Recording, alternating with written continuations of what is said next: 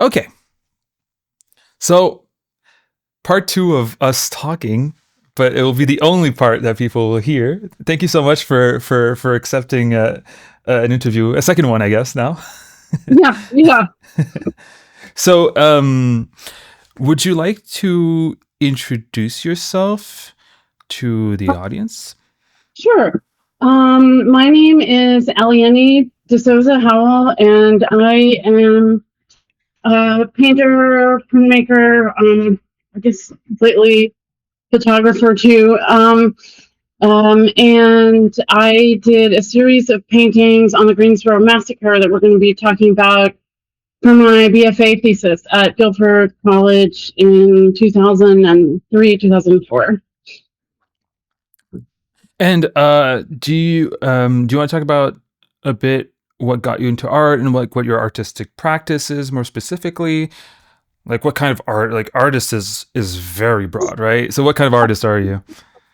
I guess should start. Maybe I should start with saying I'm a very analog artist. In that, yeah, I've always worked with my hands, whether it's drawing, oil on canvas, or printmaking. I do lino cuts, which involve many, many hours with carving tools.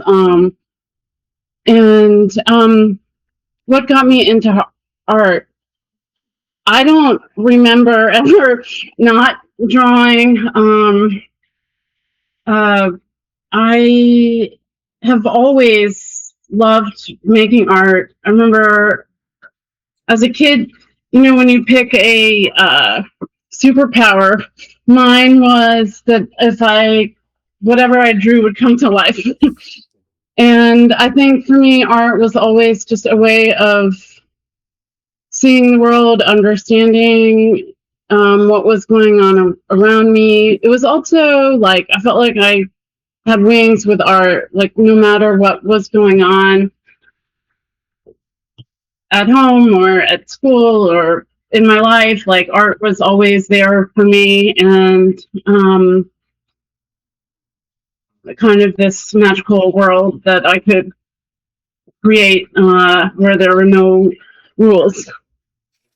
And when you finished high school, you decided to do a BFA in Yes, Greensboro. yes. So I looked at a few colleges and I thought about going to art school, but I went to Guilford, which is a small Quaker liberal arts college in Greensboro, because I really liked the school. It was actually a Quaker run stop on the Underground Railroad before it was a college, and it was also the first college, at least in the South, to admit women. Um, Guilford is the Quakers believe, which is unfortunately still very radical, that all people are created equal and that we each have God's inner light inside us. And even though I'm not Quaker, I really liked their philosophy. And it was when I went to visit the school, it was the only one where I felt like the other students treated me as an equal too. And I remember when I first stepped onto the campus to visit, there was some guy with like really long blue dreadlocks and like these corduroy patchwork shorts, and I was like, "All right, I'm home." Like, And so, because you weren't because you're saying like right now I'm home because you're not from there. Are you from the South at all? yes, I was born and raised in Nashville, Tennessee, but my mother is Brazilian and my father is from Long Island. And they met at Vanderbilt. They were doing their just PhDs there, and my dad snuck into an international party and met my mom. She had just come to the United States to go to do her PhD, and so she'd only been in the U.S. for a year or so at that point. And then they had me and decided to stay, and then my sister, and yeah. So North Carolina, Greensboro was only about 8 hours from Nashville. Which is still pretty far, but it's like considering everything is still close, right? Considering the size of Uh, it's relative. In the US, yeah. I mean, if you're in Europe, you'd be in like two other countries, but yeah. So yeah, so you went to Greensboro, and you didn't know. I imagine you didn't know much about the history of the city, and you didn't know necessarily, and you definitely didn't know because we talked about this. You didn't know about the Greensboro massacre, which I didn't know about either. Which I was really surprised I didn't know about because of my interests. You would think that my interests, especially when it comes to being, anti-fascist, anti-racist, we know more about the Greensboro massacre, but it feels like we don't. It feels like it's like a hidden part of American history and Oh, even Greensboro history, right? definitely. Yeah. I was shocked when I found out because I was telling you there was a campus wide voicemail that another student was giving this presentation on the Greensboro Massacre. I mean, I didn't know at that time it was the Greensboro Massacre, but I just heard this voicemail that said, "Come find out about the tragic events of November 3rd." And I was like, "November 3rd? That's my birthday. Why is it so tragic?" And I went to this presentation and I was shocked to learn about it because I grew up well, Nashville and Greensboro, I knew were both pivotal in the civil rights movement. And I thought I knew more about it. I also grew up on, like, I mean, for reports, my dad used to give me lies my teacher told me and a people's history. um, which my teachers loved. And but I had never heard of it, and it was very recent, in 1979, and it was, I guess, that was my sophomore year, 2002, 2003, that I first heard of it, and so yeah, and then I did some more research into it on my own, and also at that time they were just starting a Truth and Reconciliation project based on the one in South Africa, the only other one in the world at that time. And they were. I got in touch with a couple people from there, and they let me come to a couple of the meetings, and there I met some of the survivors, like Nelson Johnson and Signe Waller and Marty Nathan and Joyce Johnson, and I just and then when it came time for me to decide on something, a series for my BFA thesis, I chose that. Yeah. Yeah, because when you started working on it, it was only 20 years after it happened.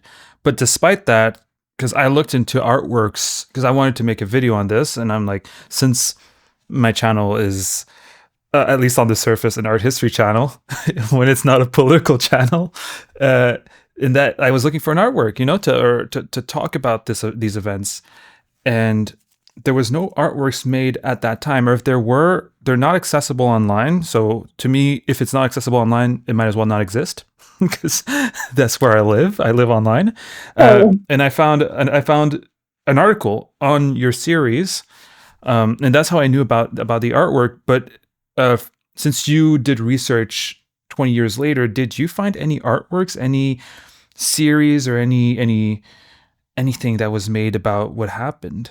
no, no, not at all. And that's why another, like, one of the reasons that a big part of the reason that I wanted to do these paintings is because not only did I not find any artwork, but I was hard pressed to find, like, articles and, like, much information about it at all. Like, and here I had this incredible opportunity with the survivors there, that I was meeting in these meetings, and um, two of them had written books about it, and I thought I could learn more from them, and wanted to help portray what happened in a way the best way I could through painting. And I tried to make my paintings as documentative, is that a word? Documentary as possible. So that like through the microfiche pictures that I found, and even with that, there was only 3 articles that I found, and on in the old like Greensboro newspapers, the News and Record, and most of the information I got were from the books the survivors wrote and the survivors themselves. Yeah,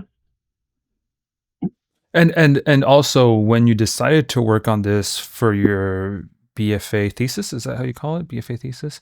When you yeah. did that, I if because if I recall correctly, your is it your university that got a message saying this shouldn't happen? There's like a I don't know if it's a word in English, an omerta, like a murder. I don't know, like a something that can't be said, right? There's like a an aura of silence around this event that is like kind of pushed perhaps to like sweep that under the rug, right? What happened? What message did the university get? So my thesis advisor, Roy Neidorf, was incredible. I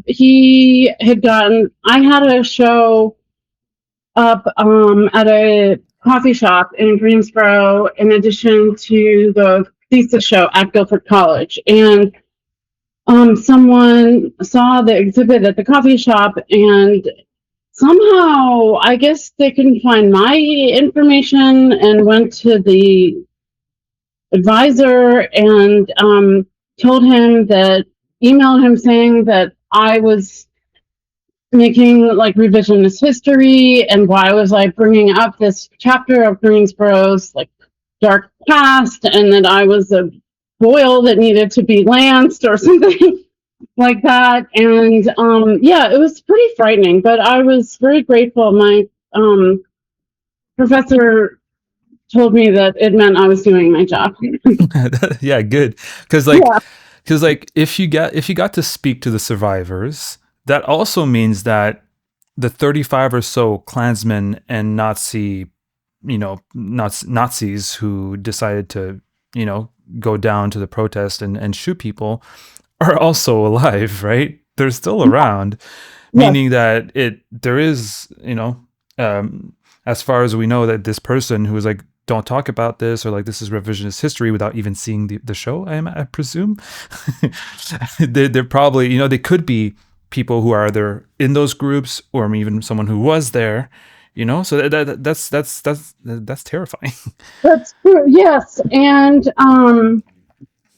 the guy, so like we were saying, it was the KKK and the neo-Nazi party who were involved, and the head of the Klan, which their title is the Grand Master Dragon, was at the time was still active in North Carolina.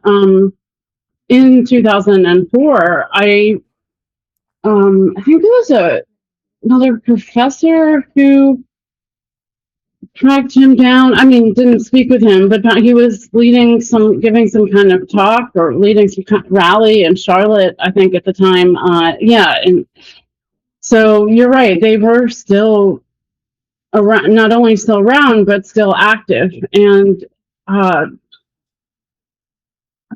yeah, I think, and we were talking about with the event too that there was 3 trials, and the last one was a civil trial where there was money awarded to one of the victims, and instead of it, the person who murdered uh, the protesters was on trial, and he wasn't the one. He was a Klansman, and he didn't pay a cent of the money that was awarded to Marty. It was all paid by the state of North Carolina.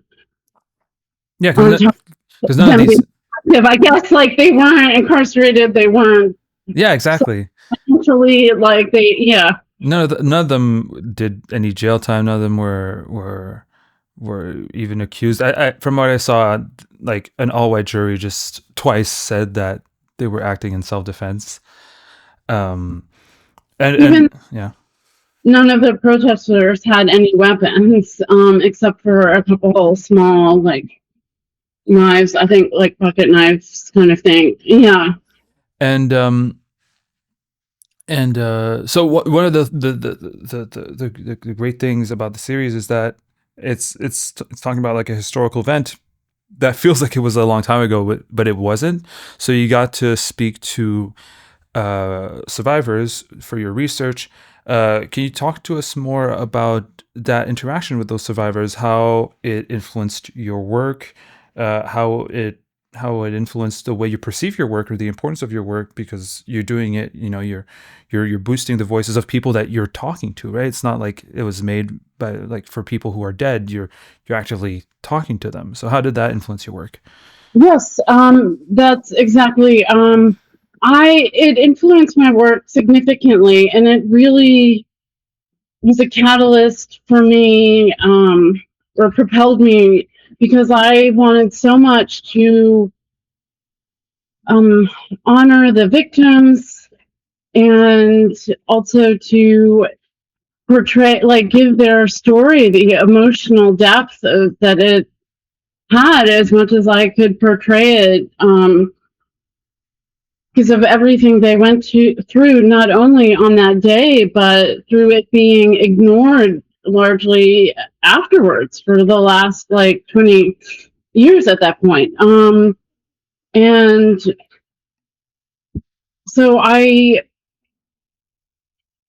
wanted to get um, that feeling, that much feeling in it, and but also, like I was saying, I wanted the paintings to serve as a way to keep the story alive, like through hearing their accounts firsthand, reading the books that two of the survivors wrote. I wanted the paintings to be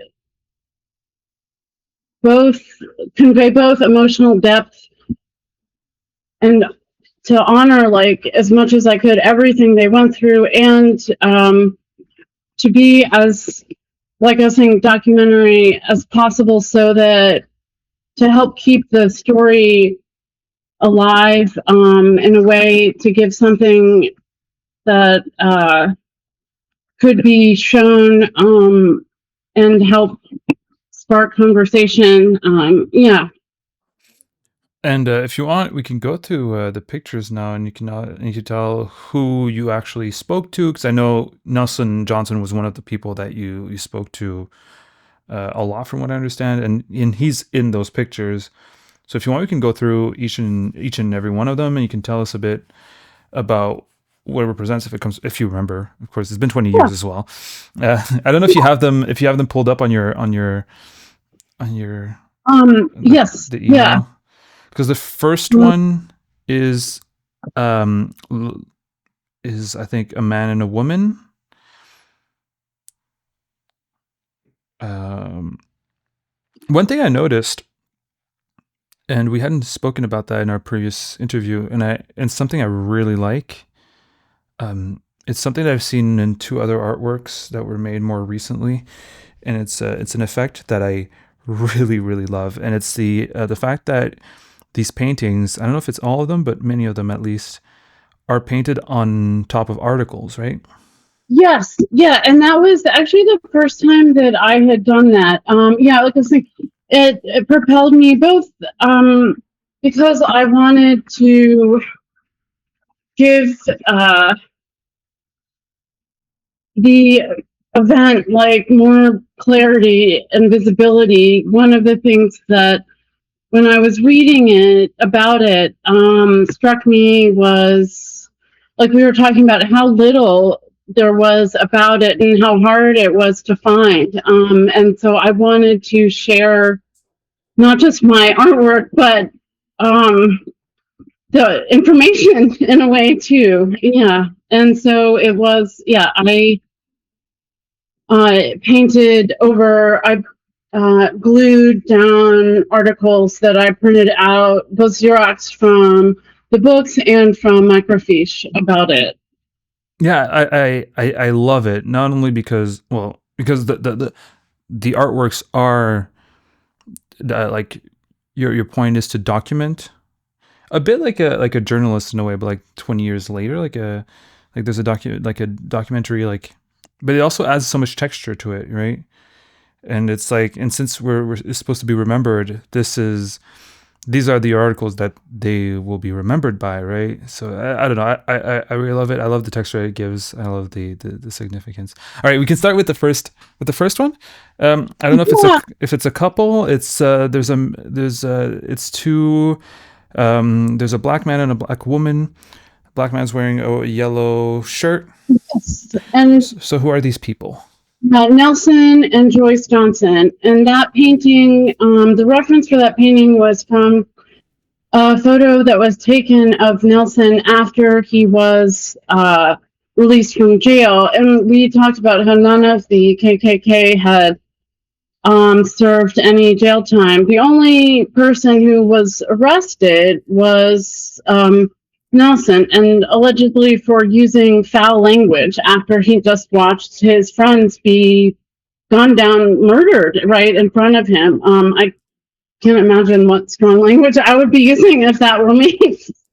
And so while Nelson was in jail, he went on a hunger strike. I believe it went to 24 days, but I can't remember exactly. But yeah, so that painting, I guess, honored him being released from jail and reunited with Joyce Johnson, his wife.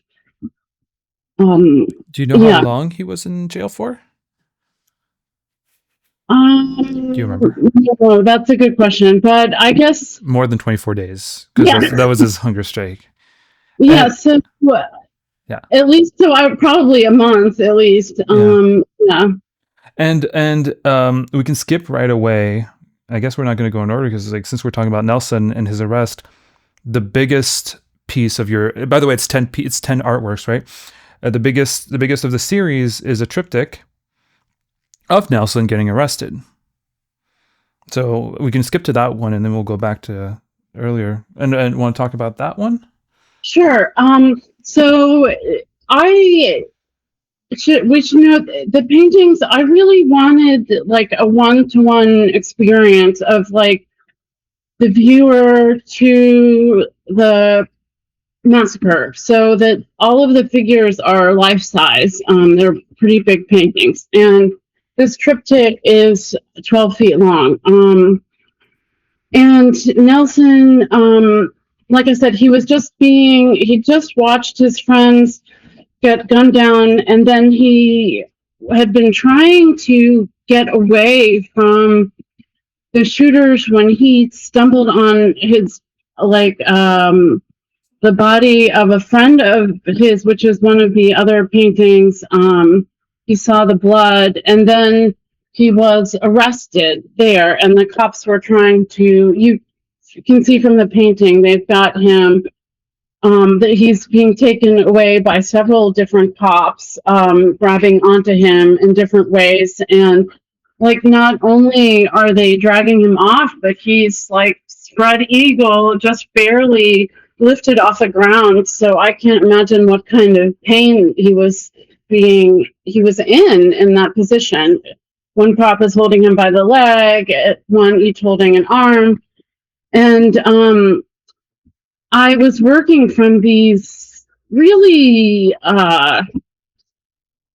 lo-fi um, microfiche pictures from the old newspaper articles too. And so in addition to the research I was doing, a lot of the body parts in that painting are mine. I had a mirror in my studio so that I could help bring more, have it be more accurate. And so for Nelson and that one was laying on the ground on my back in the studio with like a spread eagle with like, my legs up and like trying to get the feeling of like, not only for accuracy with the arm, like, but like also to get the feeling of like that. You can see he's being twisted and like what that feels like and the pain that he was in. Yeah. So this was taken from a picture. And do you know who the person to the right is? Is that his wife again? No, that was not his wife. That was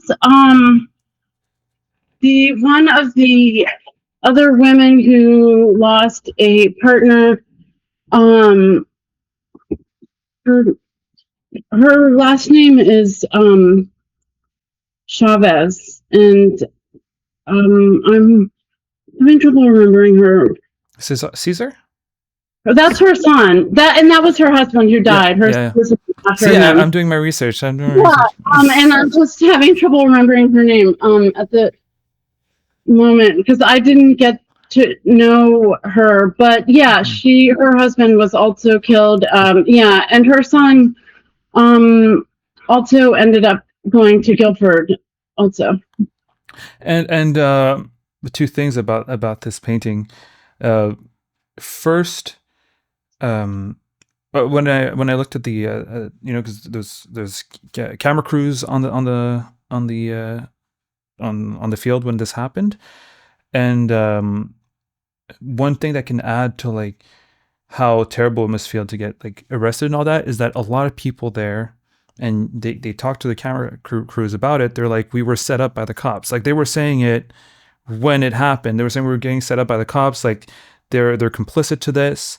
So here, seeing Nelson being arrested, also knowing that he's thinking these cops were in league with the KKK and the Nazis, adds to the the détresse, Dignity. the Yeah. distress. Yeah.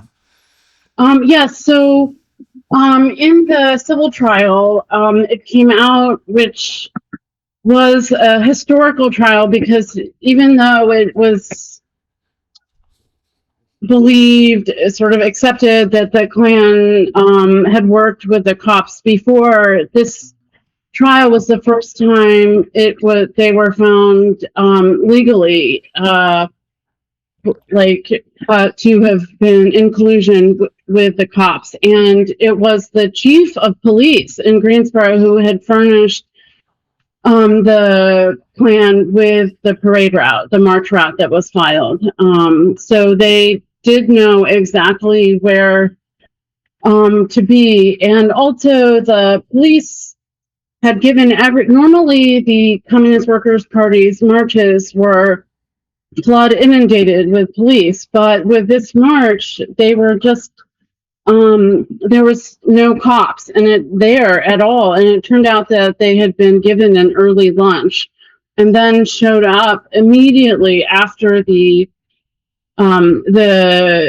murders that Klan left, and started arresting protesters. Yeah, they were aware that because there was an informant uh, within the Klan's like ranks, and the police were made aware that there was going to be violence, and they didn't do anything about it. Right. Yes, and not only that, but there was a member of the FBI, the ATF, who were working with the Klan and was found, and again in the civil trial, guilty of like he had shown the Klansmen and the Nazis like a military tactic to be able to, because the people who were murdered weren't random. They were the leaders of the march, and they had taught the Klan to shoot one shot like in the opposite direction of where they wanted of so that all of the marchers would run towards them away from the gunshot, and then they had the rest of the Klansmen facing that direction in order to pick off certain people. Yeah, they herded them. They herded them towards like Yes, yes. Yeah. exactly. Yeah. Towards the firing squad, kind of. And a second thing about this artwork, it makes me think a lot. I did an interview for another video. I'm plugging another video. You know, that's what YouTubers do. I did another video, which is also great. You guys should watch it. It's on. It's on Basquiat, and it's on his depiction of black cops. And I did an interview with James Foreman Jr., who is the son of activist James Foreman, who was a leader in SNCC, Student Hmm. Nonviolent Committee, Yeah. and he's now a professor at Yale. And he wrote a book, Pulitzer Prize winning book on it's titled "Locking Up Our Own," talking about how even though you may have black people as lawyers, as judges, as cops, there's still systemic inequalities that are reproduced within these systems because it's not who represents the systems, but the systems themselves that that produce inequality. And he showed me this picture of his father, who was being arrested during the civil rights movement, and his father, who's black, is being arrested by black cops. And he was telling me, and like the whole subject of the video is black cops, right? And like he's like, I really would like to know what these black cops who are arresting a civil rights, leader during the civil rights movement, what they were thinking, right? Yeah. In those moments. And here you have, um, there's a black cop on the scene right now, arresting Nelson, who is fighting against the KKK, fighting against Nazis, and then you have someone who's obviously considered an enemy of the KKK just by his very identity, who's collaborating with them by being in the force. It's anyway, it made me think of that video. Yeah. I I mean, obviously I'm not black, but I would guess from what I've read that some people are trying to change the system from within and then get caught up in these situations where maybe they feel stuck, or I don't know. I mean, I have no idea. Or maybe some people are, I mean, Greensboro is there's a very large black population in Greensboro. Maybe some people were just cops to have a job and were trying to stay out of politics to keep themselves and their family safe. I mean, I don't know. Yeah. Well, that's part, like in the book Locking Up Our Own. They talk about how those are often really good jobs, and it's a good Yeah. way for yeah. Anyway, we can go to the second painting that I have here, where you see two people, one of them with a lot of blood on their face, putting a mask on a respirator. I don't know how you call those, on Yeah. someone who's on the floor, who's laying on the Yeah. ground. Dale Deering with one of the ambulance, an EMT who was called to save her husband. And her husband was Bill Sampson, and he is one of the people who died. And the EMT was, was covered in, there's like three people in that painting, even though you really only see two. One, there's a third arm, someone giving CPR. Yes, I see it. I see it. Yeah, yeah, Yeah, yeah. and there was because I think one of the there was someone else there helping with to give, one EMT was holding the CPR mask and the airbag, and then another one was doing chest compressions. And he had all of this blood on his face from trying to help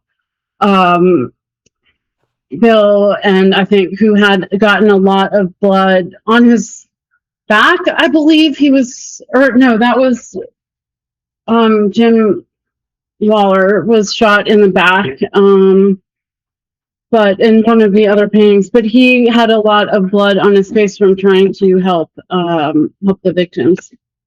So here, this person is Jim, the one who died, right? Yes. Okay, and that's his wife Um, next to him. Bill Sampson. Bill Bill, is Bill. and Jim is in the painting with Nelson, who Nelson's in also.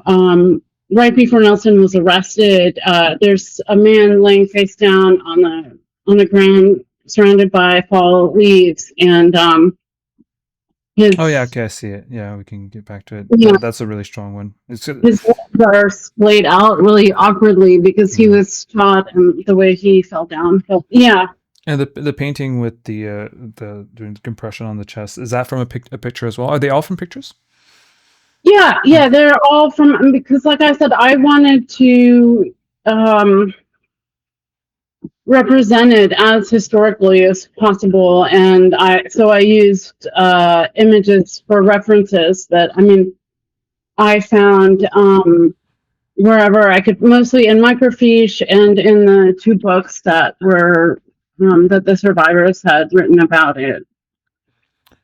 For the next picture, there's someone laying on a hospital bed with a scar on their forehead. That's someone who got shot in the head and survived, right? Yes.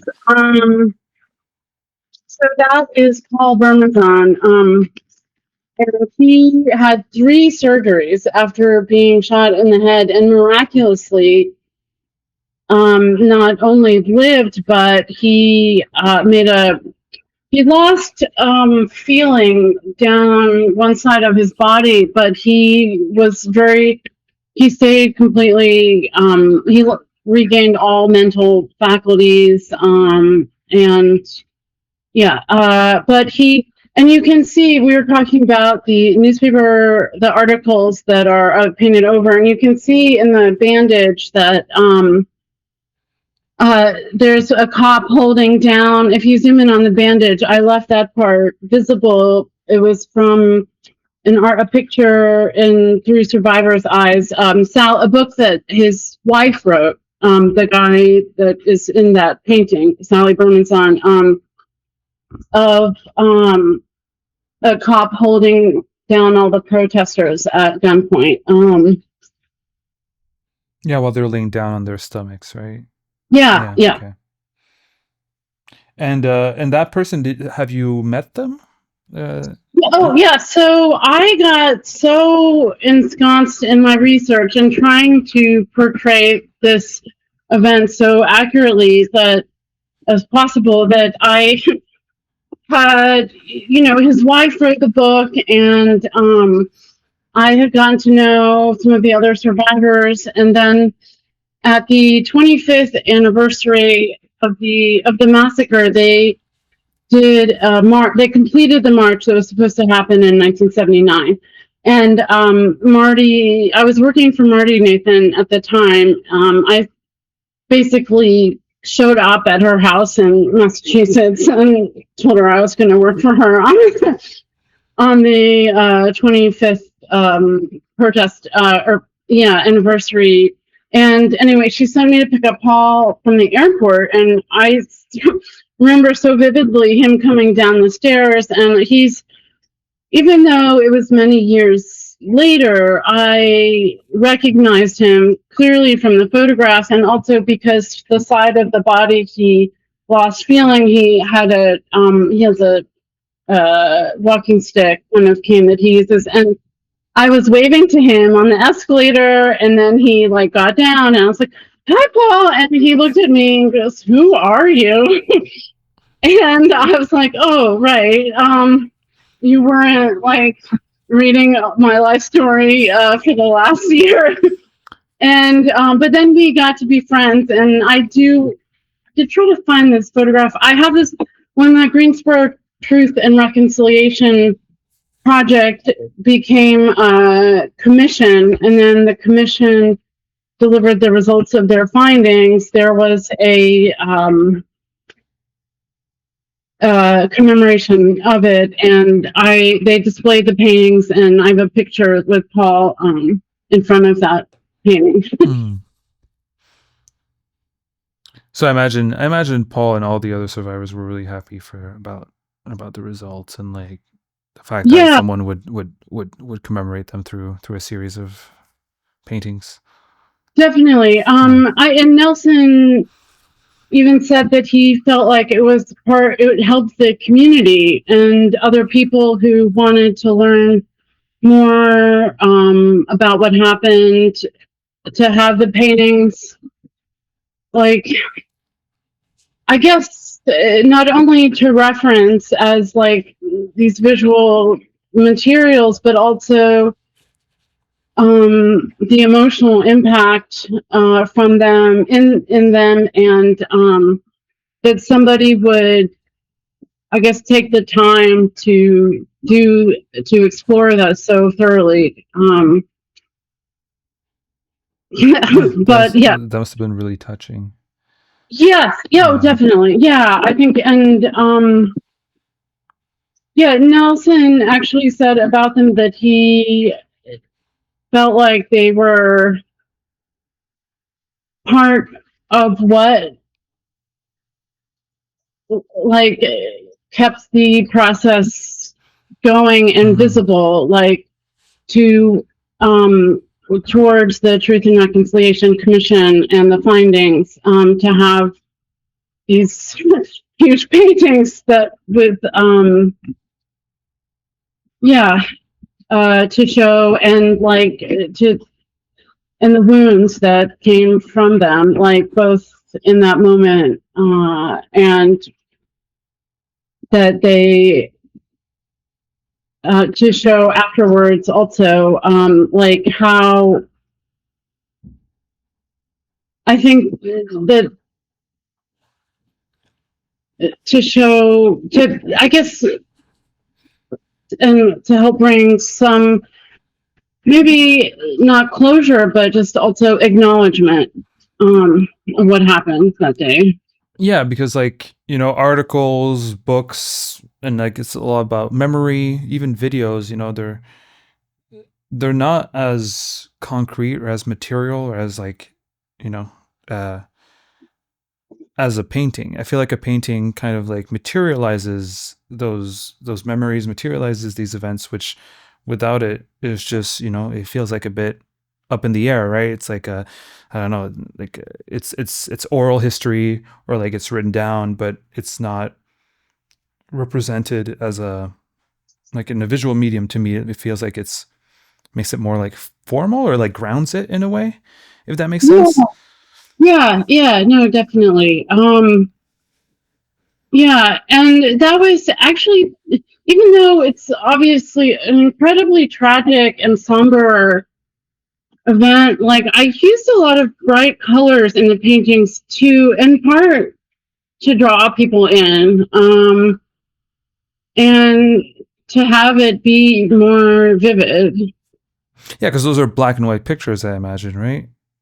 Yes, From yeah. newspapers and stuff like that. Oh yeah, yeah. So you had to you took the creative decision of the colors and Oh, yeah, yeah. It was like the black and white pictures were so, I mean, and one great thing about the books is that the pictures, you could actually, the pictures were still black and white, but you could make out details. The ones from the microfiche were like giant chunks of black and white. Like you could, it was like very high contrast, almost no details. And I had to spend, like, in addition to like making a lot of color choices, obviously I spent hours, like, looking up, researching all of the, trying to find out what kind of guns the cops used at that time, and then like Googling all of these guns. And I kept waiting for somebody to show up in the computer lab at Guilford and arrest me for like, having all these, like, I was looking up everything on that cop's tool belt, and like, and then individually all of those weapons, and like to get the best pictures I could, reference pictures I could. And yeah, so the next picture is two people just hugging. oh yeah, so it's like a tall, so Signe, that is Signe Waller. hugging Tom Clark after her husband Jim was killed, and that's Jim is the one who is laying down in that painting and around the leaves that we were talking about. Signe was, yeah, just embracing her friend Tom. I would guess as a friend who was there and real and tangible that she could grab onto, because not only was Jim just shot and killed, but there's Nelson being who had just been leaning over her husband's dead body, being dragged off by the police, and Mrs. Chavez also being held back by the police as she's trying to reach out to her husband. And yeah, and that was, and when trying to portray the emotional impact, like I was saying, with using a lot of my body parts, to get better visual references. I remember like trying to get that, really to get that feeling of just like her grabbing on to his arm, like holding on to this life raft to keep herself standing, and Hmm. there. Mm. It's like I like it because it's like one of the only ones that doesn't depict um like over violence. There's no cops like arresting anyone. There's no. It's just like it's only like suggested, kind of like when you know that what's happening, you know the feelings, but without it, you don't really know what's going on. So it's like it completes part of the this series. The next painting is, I think it's the same person from the triptych. Is it right? It's three cops, one of them holding a chain. They're holding this Yes. person. Yes. So Wait, hold on. I am also mortified that I think was conflating these names in my head. Cesar Cosse was the name of the guy who passed. No, Cesar Chavez. Okay, okay. Really stupid. Now, like I just, yeah. Anyway, conflating names in my head, and I guess besides salad, Cesar Chavez is the first name that you think of. But yeah. So it was, yeah, Cesar Cosse, Is who that Caesar? faculty. Wait, who's the one who's the person in yellow again with the three Um, cops? yeah, so that was I believe that was his wife. And yes, it was his wife, and now I'm struggling to remember her name.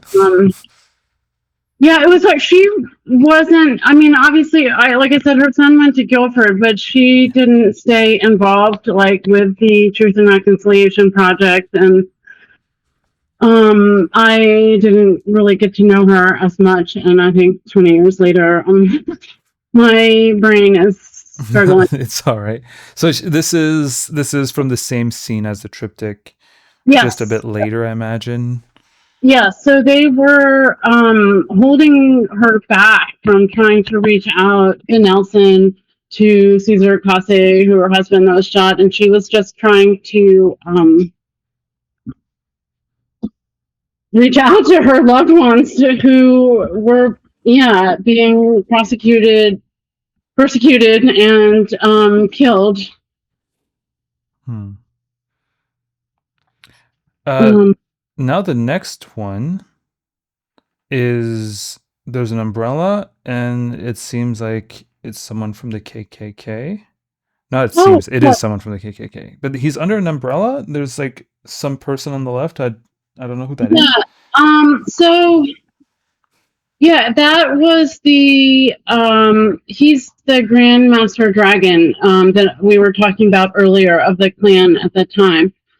And he, I guess it was from a photograph that a local photographer had taken, that my painting professor and previous advisor, Adele Wayman, had tracked down for me. And I'm not sure who the other guy is in the picture, but yeah, that's the Klansman. I think uh, his name was Eddie Dawson, but or Eddie Dawson might have been the informant. And anyway, Yeah, Eddie Dawson was the informant. The Grand Dragon, or whatever they call themselves, yeah, is his last name starts with a V, I think. I don't remember exactly what it is. I could look it up, but yes, yeah, that's him. Yeah, the but Grandmaster Dragon at the time, and I was really I guess I wanted to include the other side, also, and because like I was saying, it was trying to keep it more historically accurate. I wanted to also portray the Klan, and like there's one of the other pieces is this uh, cross-shaped triptych yeah, that's with the next one. Yeah, yeah, and so um, and you write their names too on these ones, right? I yes, see yes, and, Lauren Morgan and yeah. Roland. Um, Yeah. I didn't really have much desire to try to find them or talk to them, and I think their names are much. I did write them in the paintings at the time, and they're in the information about the trial. But I don't. I think I probably deliberately didn't commit them to memory. are, are, um, are these actual from actual pictures? Yeah. yes, Okay. yes, and those pictures were harder to track down. I think that I found their names in the trial records and then had to find their pictures separately, or maybe there was one article that I had found that had the pictures in them. I can't remember how I came across their photos, but yes, And that yeah. that's them. Yeah. It's interesting because both for the Nazi and KKK members who are on the cross and the Grand Dragon, I just can't, like, why would they call themselves Dragon? Master Dragon. Master Dragon. More of a D&D title than Yeah, D&D title. it's like, So the Master Dragon here and like the other members, they're the ones that are like, I feel like you took out of context a little bit. Like they're like the backgrounds of seem a bit more abstract for the cross, and like the one for the D&D player is has has well, now you really see the articles, right? He's like really yes. plastered against articles. He's taken out And of context. part of it was like, uh, part of it was for because there weren't pictures, or there were very few pictures of the Klan, and because they were had left. I think a lot of the media photographs that are there happened right like immediately after the shooting, like when the police were called. And so there was very few. Like I said, I think I got these pictures from somewhere else, and it was just these black and white photos of them. And but I used the articles to share more information about it, and then and just tried to. And so that was why also I put there, since there isn't much other context, wrote down next to them there, for lack of a better word, like the guy on top, Roland Wood, Nazi unit leader, and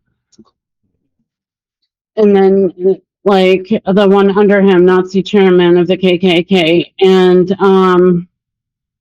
and this is the one I was telling you. I obviously used the background is more abstract and let that come into the their facial, like their body, their skin color, and but I still really wanted them to stick out, and so that's why with this one, this is the one I was telling you that I broke in the night before. The show was supposed to open at Guilford, the thesis show, and brought, I was like, their eyes aren't white enough because I really wanted them to feel kind of intense, even though I like had been using these very rough photos of them. I wanted them to kind of feel like they were staring, and so I made I went in the night before the show was supposed to open with like a paintbrush and a little bit of paint, and like, you know, went into the building late that night and like touched up the whites of their eyes. And and the fact that you put it in a cross, I imagine it's a reference to like to the Nazis and all that. And the KKK, the And the burning KK. crosses, Yeah, yeah, the burning crosses and all that.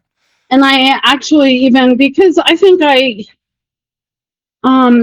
it's hard to see in this picture, but actually even I knew the canvas itself wouldn't burn, but burn the edges of some of the papers that are on there. Mm-hmm. And this one I was pushing the mixed media too, and I wanted them to, I guess I didn't want to just write their names on the side. I actually used the paint that's in behind them. I used sand or gravel to make it really pretty, and then kind of both painted and sort of excavated, I guess, dug into their that grit to write their names. Hmm.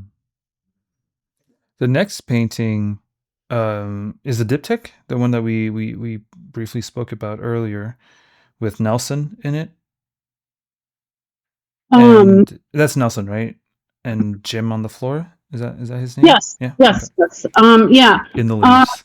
Signy's husband, and yeah, this picture was taken like I believe like moments before the one but so the before the one of Nelson getting arrested. So he was trying to like crawl his way away from the gunsman, and then found this trail of blood, and then there found his dear friend's body on the ground, um like with his feet like splayed out and bleeding, and with a sign next to him. So um the protesters were killed at the starting point of the march. They never got a chance to actually march. They were literally sitting like making signs, playing guitar, like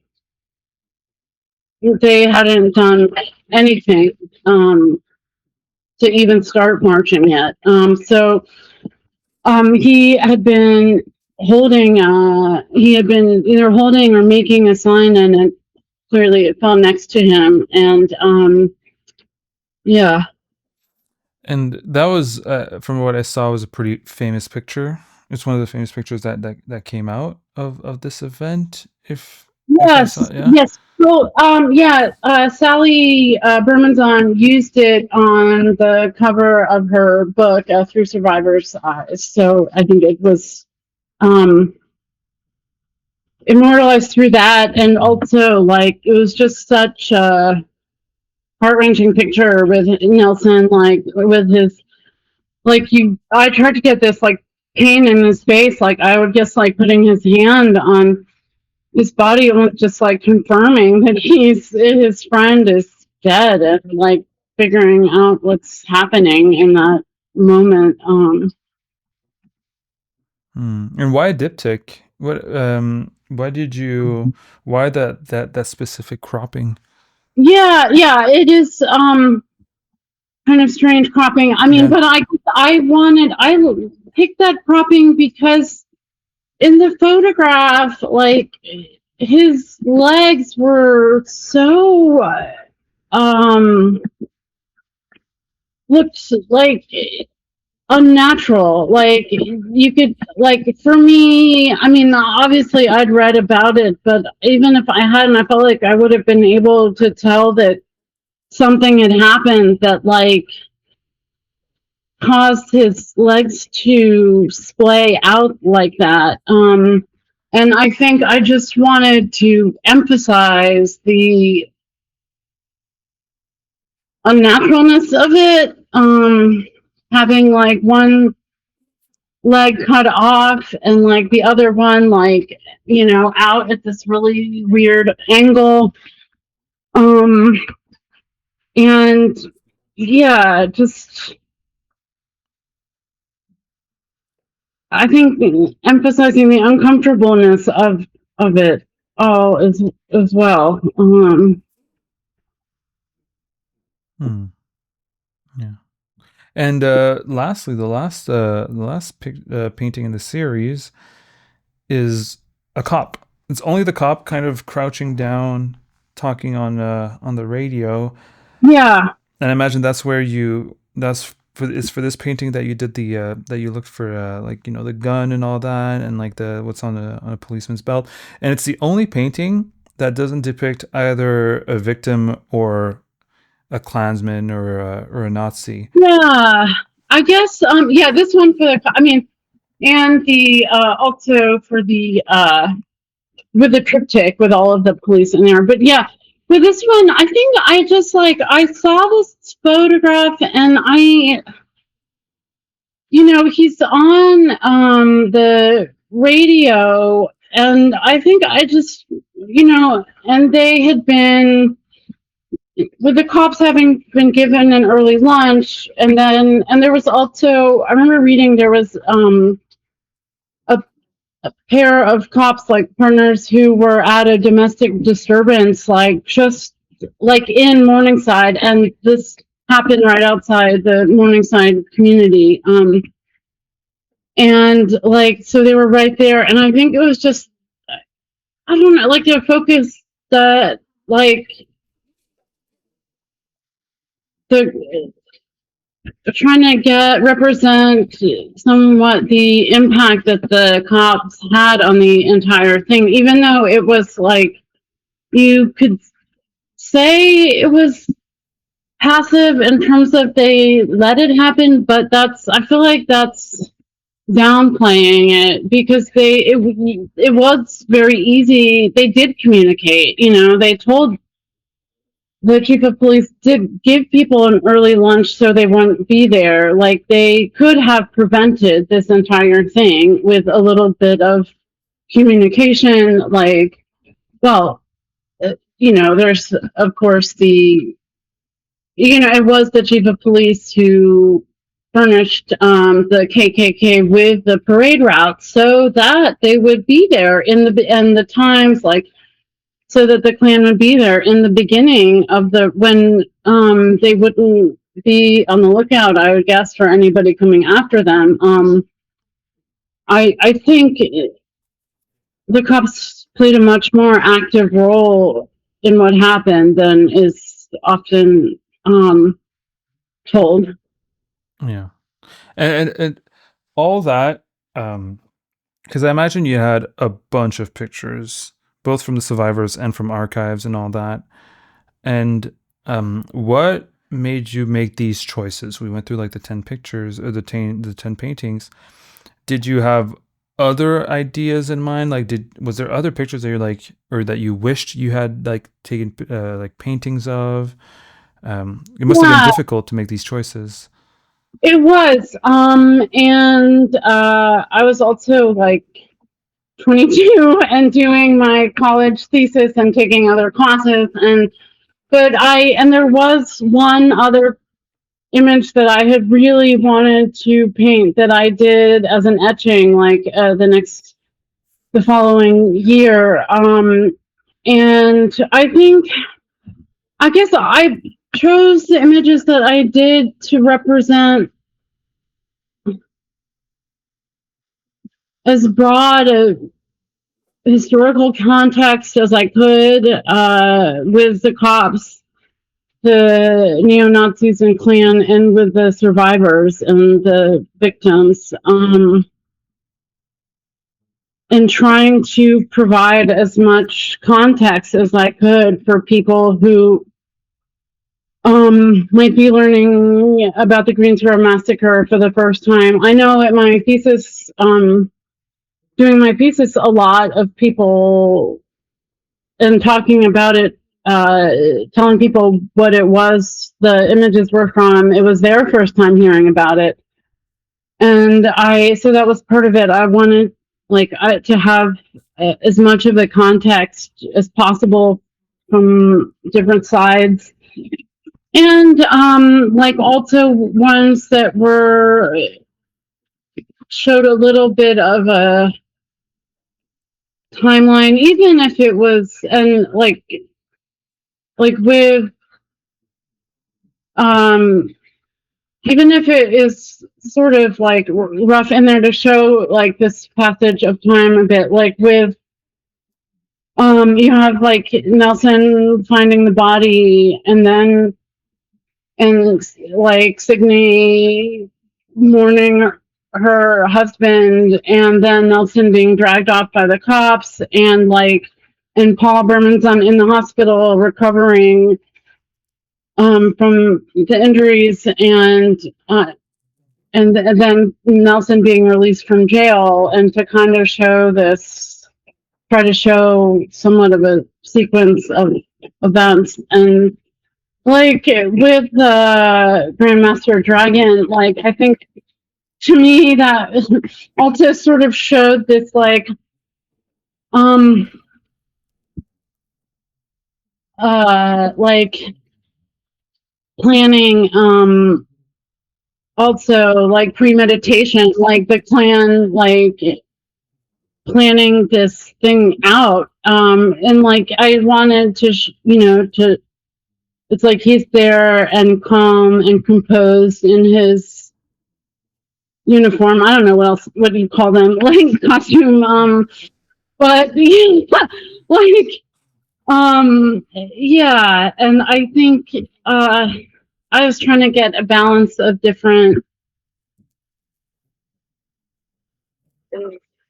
like times in the event and of viewpoints. Um, yeah. Great. Was there anything else you wanted to talk about in relation to the Greensboro massacre and the paintings that you did? Because I feel like we went through quite a bit. I'm really happy with what we Yeah. have. Yeah. Yeah. I guess if yeah, even just looking at them again, even though I have been looking at them before this, it's like really for me too. It was very emotional. I mean, I was telling you, like because I wanted so much to like honor these stories. I was and reading so much. I was like, and looking at that picture of that of that guy, like was painting and going to class during going to all day and painting all night, and then falling asleep reading these depictions. And I would have nightmares about the Klan coming after me at night. And yeah, it was a very, but I guess in closing, I'm incredibly, I couldn't be have imagined what that they would have this kind of impact. And still like I for and then I donated them to the Truth and Reconciliation Project Commission, and because I felt like they belonged there. And but what I had no idea that would be,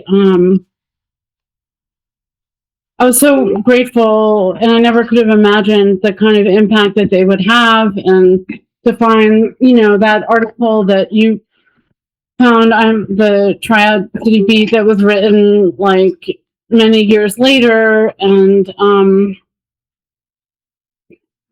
yeah, I was,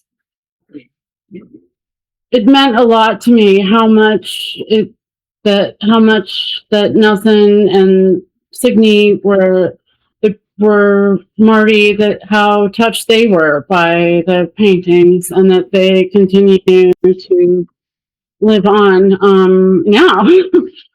And yeah, I guess my last words are like Signe's last words to me, that I was standing with her at I think it was the 30th anniversary commemoration, and I was standing with her in a graveyard on my birthday. Um, and she looked at me and put her hands on my shoulders and said, "It's your turn now." And yeah, which was totally terrifying and overwhelming, but also like I think um is, true, and it's the next generations and our, following generations that have to take up the mantle in terms of like trying to stand up for what you believe in, and what you think is right. Because this was your first political work. Maybe was it your last one? Like you weren't used to making art um that was like yeah, no, activist or whatever. yeah, I had been politically active for a long time, and like I had said, been making art forever, but like this was my first time uniting those passions, and I did afterwards do some work on the coalition of Immokalee workers in Florida, and the landless workers movement in Brazil, but this was my first time making like politically charged images. Yeah. And I can imagine it being because it spoke to people very directly, right? It might have been really rewarding to do politically like charged Oh, artworks, right? yes, yes, and yeah, and like we talked about, knowing the survivors personally, and uh, I think also what I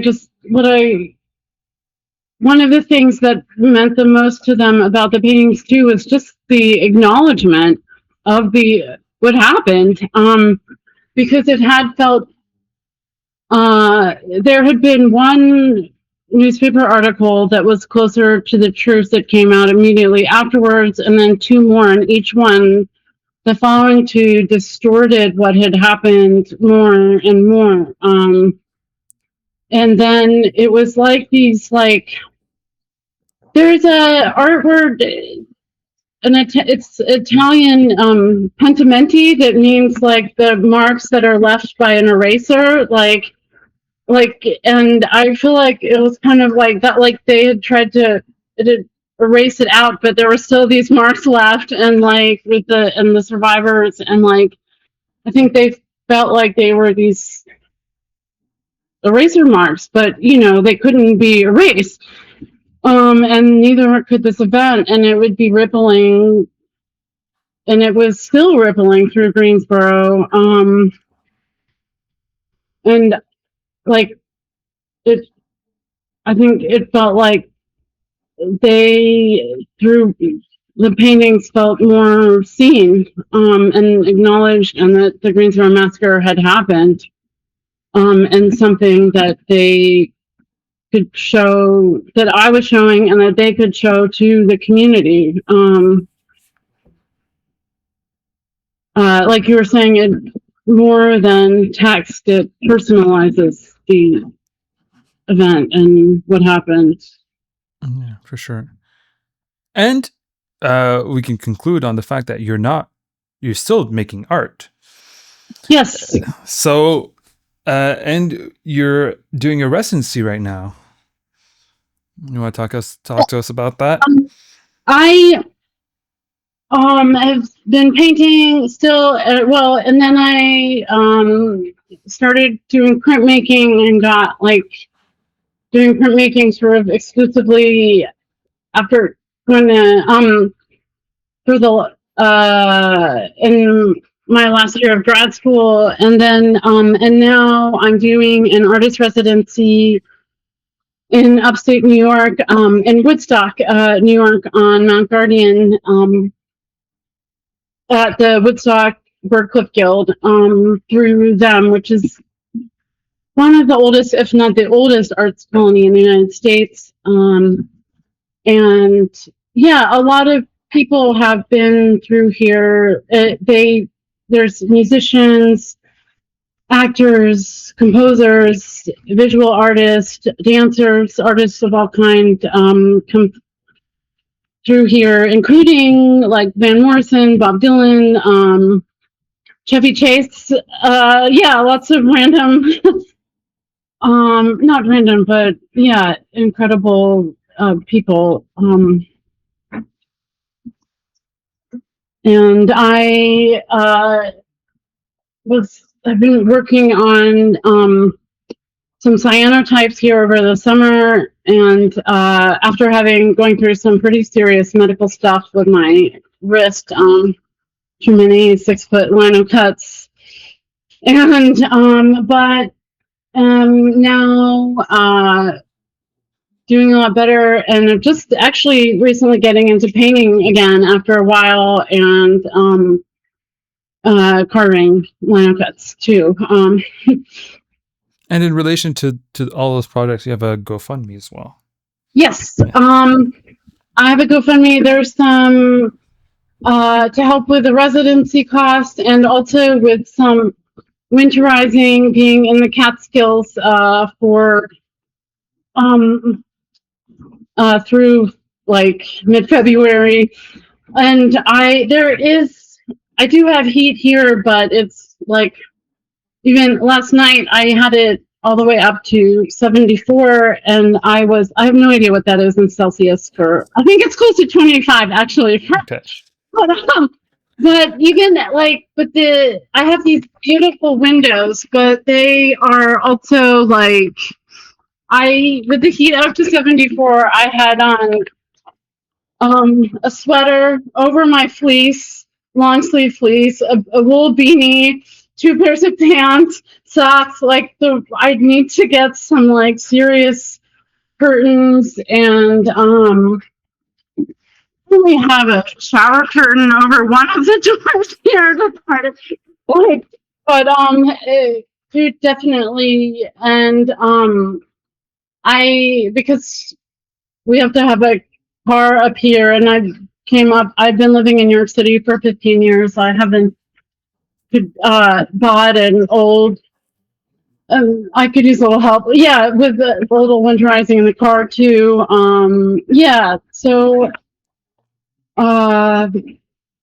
and I still have a storage unit in the city with a lot of my old work that is expensive too. So yeah, any help would be immensely appreciated and put to good use. So support the arts in the United States I know that there's NPR, there's a lot of things to support right now, but $5, $10, whatever, would be really helpful. And you also have Instagram. You have a website as well. Yes, alienehowell.com, and Instagram is the Howling, with a underscore between the and the H, spelled like my last name, HOWELLING.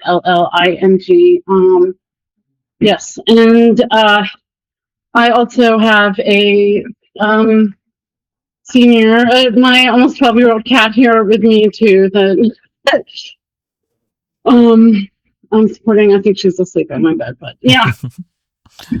All right. Sounds good. Perfect. Well, thank you so much for this second interview. Yes, thank you. And yeah, and for your, yes, also with the GoFundMe, sorry. Yeah. They're been here for 3 blackouts so far, and the shortest one was 6 hours. And so I'm also trying to put together like a blackout kit with like a small battery, like one of those it's like a looks like a car battery that you can plug stuff into and things like that. Yeah. Yeah. So we're not like, and the water is also, because it's on the mountains, it's well water that's pumped electrically. So when there's no power, there's also no toilet, Yeah. no drinking water, and yeah, trying to put together a lot of like, um, yeah, I think water, canned goods, yeah, serious winter stuff. Yeah, so thank you very much, and yeah, Yeah, thank. thank you, and then I'm really excited to finish up this video. It's gonna be up on Sunday, and thank you to the people who decide to leave the main video to come watch the this Extended this version. conversation. This what? Extended The version. extended version. Well, it's, yeah, us talking. I'll try to.